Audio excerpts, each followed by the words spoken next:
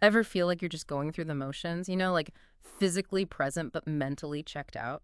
You mean like stuck in traffic on autopilot? Mm-hmm. Or scrolling endlessly through your phone? Exactly. We've all been there. But get ready to unpack something fascinating.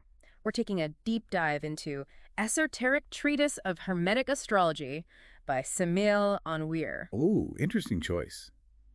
Those excerpts you sent were dense. They were. And it turns out this everyday spaciness might actually be a symptom of something much deeper. You're really going to dive into those excerpts. This isn't your typical what's your sign kind of astrology, is it? Definitely not.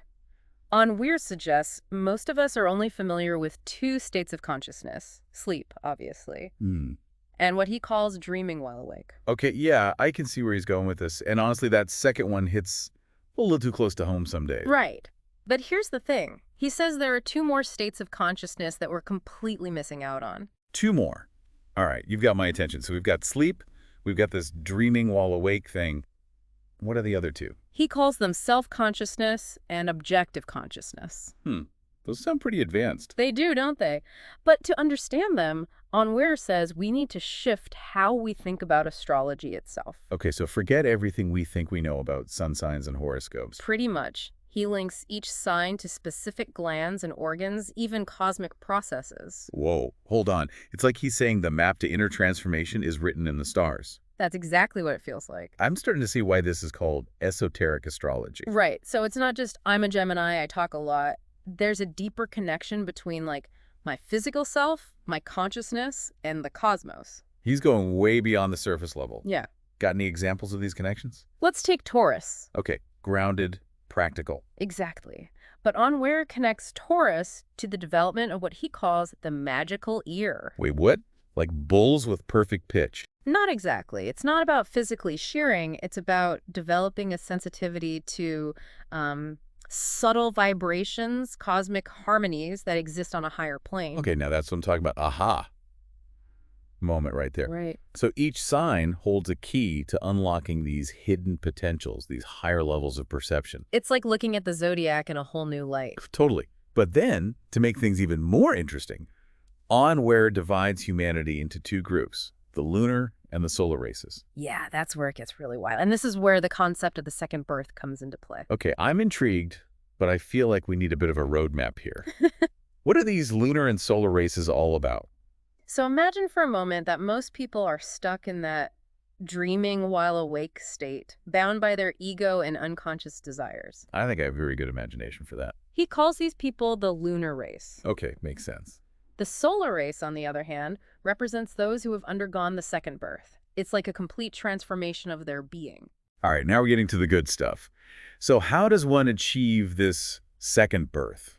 Well, the text doesn't outright define it, Of course not. It's esoteric, right? but it heavily implies it's connected to a specific type of sexual practice called Maithuna. Maithuna.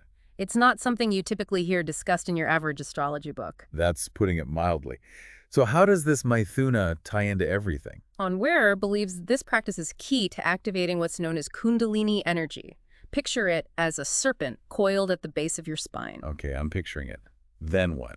Once awakened, he suggests it leads to the creation of solar bodies, which allow access to those higher states of consciousness we talked about, self-consciousness and objective consciousness. So according to Aun Weor, this Maithuna practice is how someone breaks free from the limitations of the lunar ego, escapes that dreaming while awake state, and achieves this second birth. It's not just metaphorical, he's talking about a real spiritual transformation. This is heavy stuff. And I have to say, pretty intriguing. But there's one more element I'm curious about. He keeps mentioning the Divine Mother, often symbolized as a five-legged cow. A five-legged cow. You read it right, a five-legged cow. How does that fit into everything we've been discussing? It's like we're weaving together a very complex tapestry here. To say the least. Okay. So what's with the five-legged cow? Well, that's where the symbolism gets really interesting. Aun Weor is suggesting that cultivating this principle of the Divine Mother within, think, qualities like compassion, intuition, nurturing, is crucial for spiritual growth and transformation. So it's like this Divine Mother energy, this five-legged cow, acts as a guide, or even a catalyst to achieve the second birth. That's a great way to put it. It helps dissolve the lunar ego and allows this higher self to emerge. I'm starting to understand why Aun Weor's work is considered so powerful, but also so complex. He's weaving together so many different threads: astrology, consciousness, sexuality, symbolism. It's a lot to take in. It definitely is. But he also suggests that developing this principle of the divine mother within grants access to some extraordinary abilities. Imagine being able to enter what he calls the Janus state. The giant state. It's like a way of perceiving and interacting with a hidden, subtle reality that exists beyond our ordinary senses. You could even access hidden knowledge and wisdom. Wow. It's like we're glimpsing a whole other dimension of reality, one that exists just beyond our ordinary perception. But if we want to access these abilities, we have to go through this second birth. And it sounds like that's no easy feat. You're definitely right about that. But it seems like Aun Weor believed this transformation isn't just about our individual growth either. He links it to a bigger picture, a concept he calls reincarnation. I think we're ready to explore that further.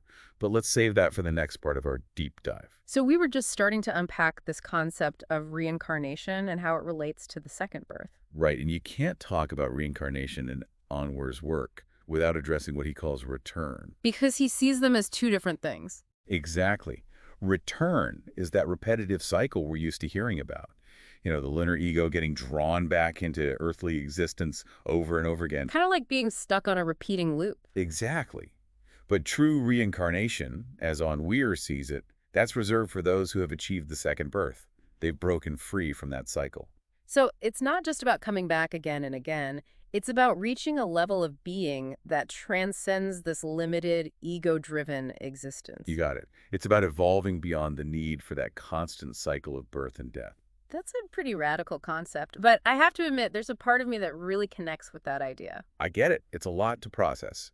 And honestly, part of what makes Aun Weor's work so fascinating, and a bit frustrating at times, is that he doesn't always spell things out in a straightforward way. He uses a lot of symbolism and metaphors, which can make it tricky to pin down exact definitions. That's true. It's like he's encouraging you to engage with the material on a deeper level, not just intellectually, but intuitively. Almost like he's saying the answers are already within us, we just need to learn how to access them. Precisely. He's providing tools for inner exploration, not just a set of doctrines to follow blindly. And this is where his unique perspective on astrology really comes alive again. Remember those connections he makes between each sign and our glands, organs, and those cosmic processes? Oh, absolutely. Like with Taurus and the magical ear. It's totally changed how I see the zodiac. Right. He goes into similar detail for each sign, suggesting they each hold a unique key to unlocking different aspects of our potential. Like a map of our inner universe. Exactly. For instance, he connects Aries with the awakening of consciousness itself. The spark of creation. Yes, Yeah. like the Big Bang, but on a personal level. Each sign represents a different phase in this cosmic dance of creation and evolution. And by understanding these connections, we can unlock a deeper understanding of ourselves and our place in the universe. It's like our birth chart becomes less about predicting the future and more about understanding our potential in this lifetime. Exactly. It's about recognizing the cosmic energies that were present at the moment of our birth and learning how to work with them consciously. This is all so fascinating, but I also want to make sure we have time to delve into what I think is one of the most challenging aspects of Aun Weor's work. Which is? The idea that death is necessary for true spiritual progress. Ah, yes. Death, but not in the way we typically think about it. Exactly. He's not talking about physical death, so what kind of death are we talking about there? He's talking about the death of the lunar ego, that part of us driven by desires, fears, attachments. You know, all those things that keep us stuck in that cycle of return he talked about. So that part of us that's always striving, grasping, and never truly satisfied, he's saying we have to let go of that ego-driven self if we want to experience those higher states of consciousness. It's like shedding an old skin, allowing a new, more authentic self to emerge. But how do we even begin to do that? It sounds incredibly daunting. He emphasizes self-knowledge as the first step, really becoming aware of our own patterns, those reactive tendencies that keep us stuck in those cycles of suffering. Like shining a light on our shadow selves, those parts of ourselves we'd rather keep hidden. Not exactly an easy task, but I can see how it would be crucial for any real transformation to occur. Absolutely. He's not sugarcoating it, but he does offer guidance. How so? He talks about conquering our desires, not by suppressing them, but by understanding them. And he stresses the importance of sacrifice, not in a self-punishing way, but as a conscious choice to prioritize a higher purpose. It's not about denying ourselves pleasure or living a life of deprivation, but rather aligning our actions with our deepest values, with that yearning for something more. It's about feeding the solar self, the part of us that seeks true liberation. I love that. Feeding the solar self. It's such a powerful image. So we've talked about the death of the lunar ego, self-knowledge, and sacrifice.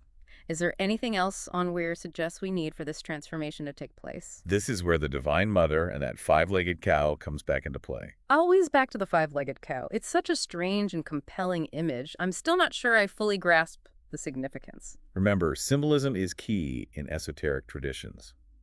Think about the qualities often associated with the Divine Mother: compassion, nurturing, unconditional love. And then picture a cow.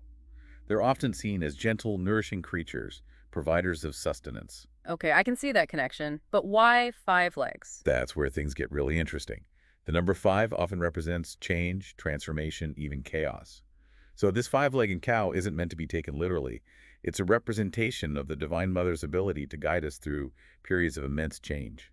To help us navigate the unknown and emerge transformed. Exactly. Yeah. And Weir suggests that by cultivating this principle of the Divine Mother within, we can access that same strength and resilience, tap into a wellspring of inner resources that can support us along the way. That's such a powerful image. The Divine Mother as the steady, grounding presence that can also help us navigate the unpredictable waters of transformation. It makes me think about those times in my own life when I've had to embrace the unknown, to let go of old versions of myself in order to grow. And this is where we come back to the second birth, to Maithuna, as a potential catalyst for this transformation. Okay, before we dive into that, I just want to acknowledge that this is a very nuanced and sensitive topic. Absolutely. It's important to approach it with respect and an open mind. So can you tell us more about this practice and what makes it so central to Aun Weor's teachings? It's important to understand that Aun Weor is very specific in his view of Maithuna. He sees it as a sacred practice, a form of white tantrism, which he distinguishes from what he calls black tantrism. Okay, I'm not familiar with those terms. What's the difference? He describes white tantrism as a path of sexual transmutation, where sexual energy is consciously channeled and directed for spiritual purposes. It involves restraint and a deep understanding of the energetic dynamics at play. Black tantrism, on the other hand, is a term he uses for practices that involve ejaculation, which he believes can be detrimental to spiritual progress. So it's not just about sex in the conventional sense. It's about harnessing a powerful energy that exists within us and using it for transformation. Exactly. He's drawing on a long tradition of esoteric teachings that view sexuality as a force for spiritual awakening, not just procreation. He believes that when approached with the right understanding and intention, Maithuna can be a powerful tool for activating Kundalini energy, which, as we discussed earlier, is key to achieving the second birth. It's a very different perspective than what's typically presented in mainstream society. To say the least. But within the context of Aun Weor's work, it starts to make a lot of sense. He's essentially saying we already have everything we need within us to achieve liberation, to transcend the limitations of the lunar ego, and awaken to our full potential. It's a powerful message, but it doesn't sound easy. It's not. He's very clear about that. It requires dedication, discipline, and a willingness to confront our shadow side. But for those who are drawn to this path, it can be a profound journey of self-discovery. Before we wrap up this part of our deep dive, what are your thoughts on what we've discussed so far? Does this concept of the second birth and the path Aun Weor outlines resonate with you? So we were discussing the concept of the second birth and the challenges of achieving this kind of profound spiritual transformation. It's definitely a journey, not a destination.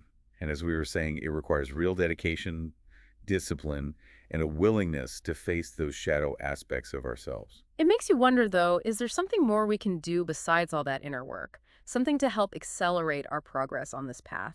Well, remember how we were talking about the importance of aligning ourselves with cosmic cycles, with those energies represented by each sign in the zodiac? Oh, right. Like how each sign holds a key to unlocking a different aspect of our potential. Exactly. Aun Weor suggests that by understanding these cycles, by consciously working with these energies, we can actually accelerate our spiritual growth. It's like we're not just passive observers in this cosmic dance. We actually have a say in the choreography. That's a great way to put it. We become active participants. We have the power to choose how we move, how we engage with these energies, and ultimately, how we evolve. But how do we even begin to understand these cosmic cycles, let alone work with them effectively? I mean, it's not like they teach that in school. Well, that's where the study of astrology through Aun Weor's lens can be so valuable. He provides a framework for understanding the meaning and significance of these cycles, and more importantly, how they relate to our own personal journeys. So it's like he's giving us a language, a way to understand this cosmic dance and find our place within it. Precisely. And by learning to read this language, by becoming more attuned to these subtle energies, we can start to make choices that are more aligned with our highest potential. We can begin to orchestrate our lives in a way that supports our spiritual growth. That's such an empowering perspective. It's not about waiting for fate to take its course. It's about becoming conscious co-creators of our own destiny. Exactly. We're not just along for the ride, we're holding the steering wheel. So we've covered a lot of ground in this deep dive. The 4 states of consciousness, the lunar and solar races, the second birth, the divine mother, reincarnation, even Mythuna. Is there anything else from Aun Weor's work that you think is essential for our listeners to understand? There's one more concept that I think ties everything together beautifully. It's the idea that true spiritual growth isn't just about personal enlightenment, it's about service to others. Yes, the idea that we're here to make a difference in the world, not just to focus on our own individual salvation. Exactly. Yeah. Aun Weor is very clear about this. He talks about the importance of becoming a conscious beacon for humanity, radiating the light of our own transformation out into the world. So it's not enough to just awaken ourselves. We have a responsibility to share that awakening, that light, with others. That's the beauty of it. Our own spiritual evolution is intricately connected to the evolution of the collective. By helping others to awaken, we accelerate our own growth. It's like that ripple effect. Even small acts of kindness, of compassion, can have far-reaching consequences. And the more we embody these qualities of the Divine Mother, of unconditional love and compassion, the more powerful those ripples become. It's a beautiful vision, and it really speaks to the interconnectedness of all things. We're not isolated individuals on separate paths. We're all part of the same tapestry, sharing this journey of evolution together. Beautifully said, and it all comes back to that fundamental choice. Do we want to remain asleep, trapped in the cycle of return? Or do we choose to awaken to our full potential, to become conscious co-creators of a more enlightened and compassionate world? That's a powerful question to leave our listeners with. It's been an incredible journey exploring the esoteric world of Samael Aun Weor with you today. Thank you so much for sharing your insights. It's been my pleasure. And to our listeners, we hope this deep dive has sparked your curiosity and inspired you to embark on your own journey of self-discovery. Until next time, keep exploring, keep questioning, and keep shining your light brightly.